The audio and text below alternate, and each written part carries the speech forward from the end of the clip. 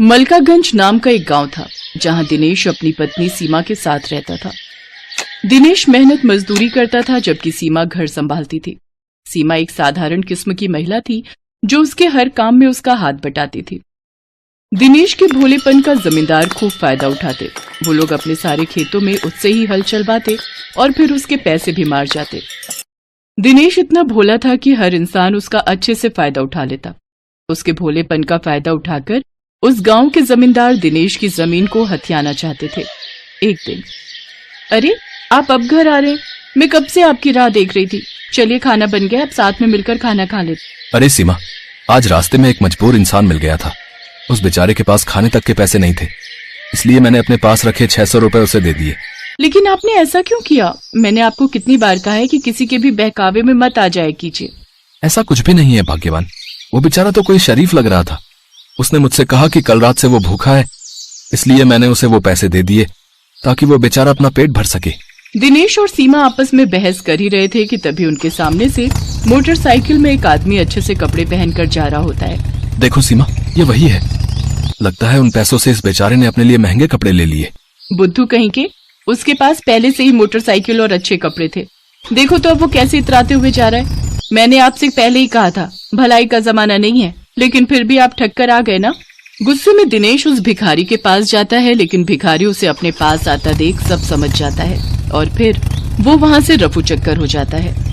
उधर जमींदार ने आधे गांव के खेत हड़प लिए थे और वो चाहता था कि सारा गांव सिर्फ उसके इशारों पर ही चले, सभी अपनी जमीन उसे दे दे। दिनेश की जमीन पर भी उस जमींदार की नजर थी। फिर एक रोज जब दिनेश घर का राशन लेने दुकान जा रहा था तो जमींदार का नौकर रामू उससे कहता है, वो देखिए मालिक, दिनेश जा रहा है। अभी तक इसने भी अपनी जमीन आपके नाम नहीं की है। तुम अभी जाकर इसकी जमीन के पेपर लेकर आओ और फिर आगे का मजा देखो। जमींदार की बात सुनकर उनका नौकर दिनेश की जमीन के कागज लाकर उन्हें दे देता है। अरे दिनेश, कहाँ जा रहे हो सुबह सुबह? राम राम मालिक, वो घर का कुछ राशन पानी खत्म हो गया था, वही लेने जा रहा हूँ।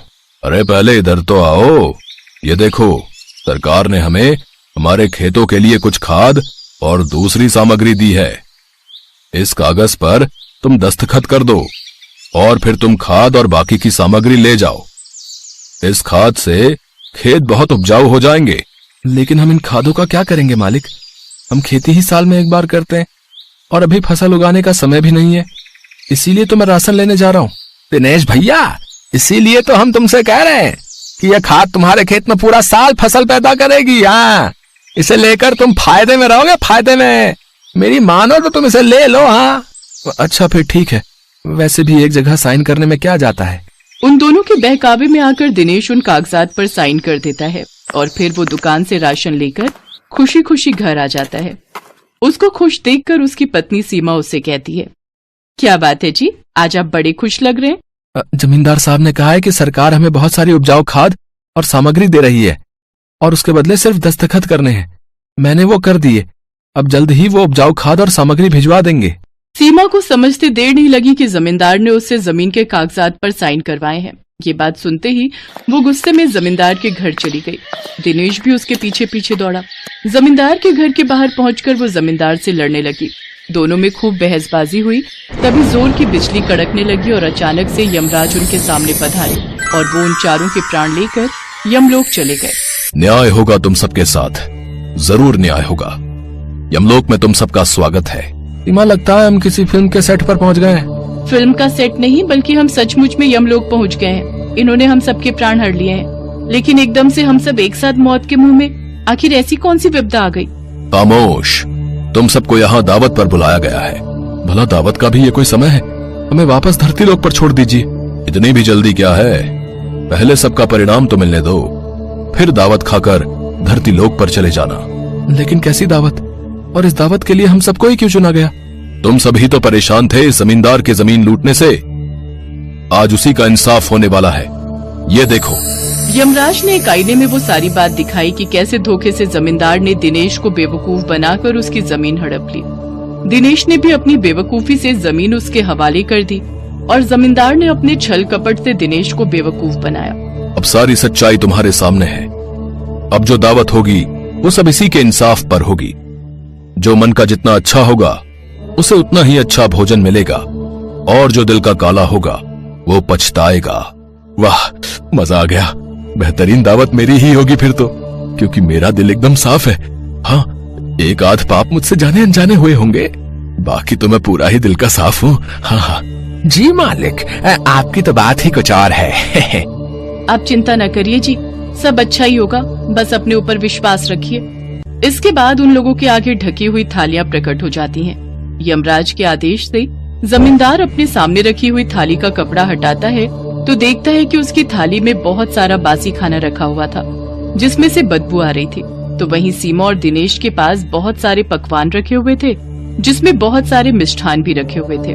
जिसे जो मिला है उसे वो पूरा खाना ही होगा, और जो नहीं खा पाएगा उसके प्राण ले लिए जाएंगे, और फिर उसे वापस धरती लोक पर जाने का मौका नहीं मिलेगा। मुझे अपनी गलती का एहसास हो गया है यमराज जी। अब मैं सबकी जमीन वापस कर दूंगा और फिर कभी किसी के साथ छल कपट नहीं करूंगा। दिनेश और सीमा से लेकर तुम्हें सभी गांव वासियों की जमीन को लौटाना है, और साथ ही कमजोर की इज्जत और आदर करना है, नहीं तो तुम्हें मेरे द्वारा हमेशा के लिए यमलोक पर बुला लिया जाएगा। लेकिन धरती लोक पर जाने से पहले तुम्हें ये बासी खाना खाना होगा, यही तुम्हारी सजा है। यमराज के इतना कहते ही वो सभी अपनी दावत खाने लगते हैं। जहाँ जमींदार और नौकर रामू मुंह बनाकर वो खाना खा रहे थे, तो वहीं दिनेश और सीमा बड़े ही मजे से अपने स्वादिष्ट व्यंजनों का मजा ले लेकर खा रहे थे। इसके बाद न्याय करके यमराज खुशी खुशी उन्हें धरती लोक पर भेज देते हैं। वहाँ जाकर जमींदार सबकी जमीनें वापस कर देता है, साथ ही अपने किए की सबसे माफी भी मांगता है। अब जमींदार लोगों को ठगना पूरी तरह बंद कर देता है। अब जमीन वापस पाकर दिनेश और सीमा खुशी खुशी अपना जीवन यापन करने लगते हैं। सुंदर नगर में हरिलाल नाम का एक व्यापारी रहता था। उस व्यापारी ने एक हाथी पाल रखा था। विधाता के निश्चित समयानुसार एक दिन उस हाथी की मृत्यु हो गई। यमराज के दूत उस हाथी की आत्मा को यमलोक लेकर गए। बताओ चित्रगुप्त, इस हाथी के कर्मों का लेखा जोखा क्या निकलता है? प्रभु, इस हाथी ने अपने जीवन में कभी भी गलत काम नहीं किया है। इसके कर्म काफी अच्छे रहे हैं। अच्छा, ये तो बहुत अच्छी बात है। हम तुम पर प्रसन्न हैं गजराज, क्योंकि तुमने अपने जीवन में हमेशा सत्कर्म ही किए हैं। इसीलिए मांगो, तुम क्या इच्छा रखते हो? मैं तुम्हें वापस पृथ्वी लोक पर भेजना चाहता हूँ। यमराज जी, यदि आप मेरे ऊपर प्रसन्न हैं और मेरा दूसरा जन्म होना है, तो मुझे किसी भी जीव योनि में जन्म दे दीजिए, पर मेरे ऊपर किसी भी मनुष्य का अधिकार न रहे। मैं मनुष्य के बंधन में न रहूं, क्योंकि मनुष्य के साथ रहना सबसे कठिन कार्य होता है। हाथी की ऐसी बातें सुनकर यमराज काफी आश्चर्यचकित हो गए। उन्होंने हाथी से कहा, हे गजराज, ये तुम क्या कह रहे हो? मैं तो यही जानता हूँ कि मनुष्य जाति सबसे अच्छी होती है, वो सबसे ज्यादा बुद्धिमान होते हैं। यही तो परेशानी है यमराज जी, कि मनुष्य सबसे ज्यादा बुद्धिमान होते हैं। लगता है आप मनुष्य की सच्चाई नहीं जानते, आपको उनके बारे में कोई जानकारी नहीं है। मुझे कैसी जानकारी नहीं है? तुम खुद देखो, यहाँ पर कितने मनुष्य खड़े हैं। उन्हें अपने कर्मों के अनुसार जो मिले उसे बिना किसी परेशानी के स्वीकार कर लेते हैं। महाराज, मतलब आपका अभी तक किसी जीवित इंसान से पाला नहीं पड़ा है। ये तो मृत लोग हैं, ये तो सिर्फ मनुष्य की आत्माएं हैं। यदि आप किसी जीवित मनुष्य से मिलेंगे तभी आपको सच्चाई पता चलेगी। हाथी की बातों को सुनकर यमराज काफी हैरान हो गए और बोले, ठीक है, तुम्हारी बात जानने के लिए मैं तुम्हारे मालिक को जीवित ही यहाँ बुलाता हूँ। यदि तुम्हारी बात सत्य निकली तो तुम जैसा कहोगे हम वैसा ही करेंगे, और यदि तुम्हारी बात झूठी निकली तो जैसा हम कहेंगे तुम्हें वैसा ही करना होगा। तुम्हें अपने उसी मालिक के पास जाकर रहना होगा जहाँ तुम पहले थे। हाथी ने यमराज की शर्त मंजूर कर ली। यमराज को हाथी की बातें बहुत दिलचस्प लगी, इसलिए वो जीवित व्यक्ति से मिलने के लिए उत्सुक हो गए। उन्होंने अपने यमदूतों को आदेश दिया, जाओ और जाकर इसके मालिक हरिलाल को यमलोक लेकर आओ।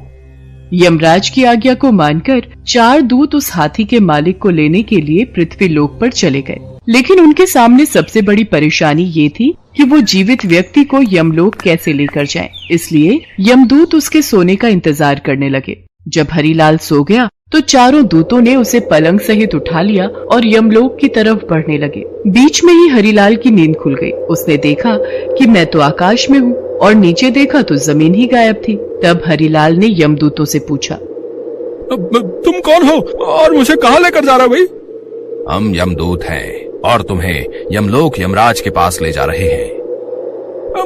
यमलोक तो लोग मृत्यु के बाद जाते हैं, लेकिन मैं तो जिंदा हूँ। आज वहाँ पर जीवित व्यक्ति की ही जरूरत है, इसीलिए हम तुम्हें यमलोक लेकर चल रहे हैं। एक हाथी का कहना है कि तुम उसके मालिक हो, इसलिए यमराज जी ने तुम्हें यमलोक बुलाया है। अब वो खुद मर गया तो उसने मुझे भी ऊपर बुला लिया। परेशान हरिलाल ने तरकीब लगाने की सोची ताकि उसका जीवन सुरक्षित रहे। हरिलाल बचने का उपाय सोचता रहा। तभी उसकी नजर अपने पलंग के ऊपर रखे कागज और कलम पर गई। उसने कागज और कलम उठाया और उस पर कुछ लिखा। थोड़ी देर में वो यमलोक पहुंच गया। हरिलाल को देखकर यमराज जी जोर जोर से हंसने लगे। ये देखो, तुम्हारा मालिक आ गया। वैसे गजराज, तुम इतने विशालकाय ताकतवर जानवर होकर इससे डर रहे हो। थोड़ा सब्र कीजिए महाराज, आपको सब पता चल जाएगा।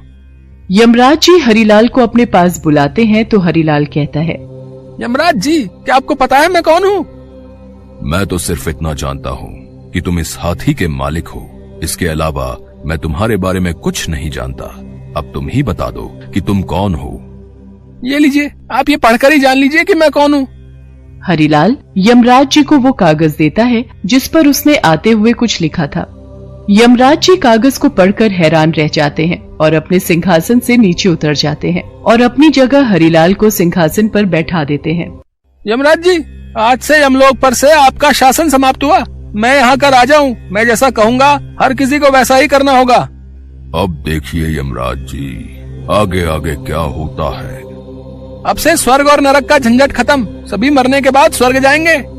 यमराज जी कुछ नहीं बोल पाए और देखते ही देखते नरक के सारे मृत लोग स्वर्ग में आ गए और नरक का द्वार बंद कर दिया गया। जिस किसी की भी मृत्यु होती तो वो सीधा स्वर्ग लोक को आता, भले ही वो कितना भी पापी क्यों न हो। लेकिन हरिलाल को मन ही मन चिंता भी सता रही थी कि किसी दिन उसकी सच्चाई यमराज को पता चल गई तो वो उसे मृत्यु के घाट उतार देंगे। हरिलाल ने सभी लोगों की सजा माफ कर दी। हरिलाल के चेहरे पर चिंता देखकर हाथी उससे बोला, मालिक, पृथ्वी लोक पर तो आप मेरे मालिक थे, पर अब तो मैं मर चुका हूँ। बताइए तो ये क्या माजरा है? आप यमलोक के राजा कैसे बन गए? ये राज की बात है।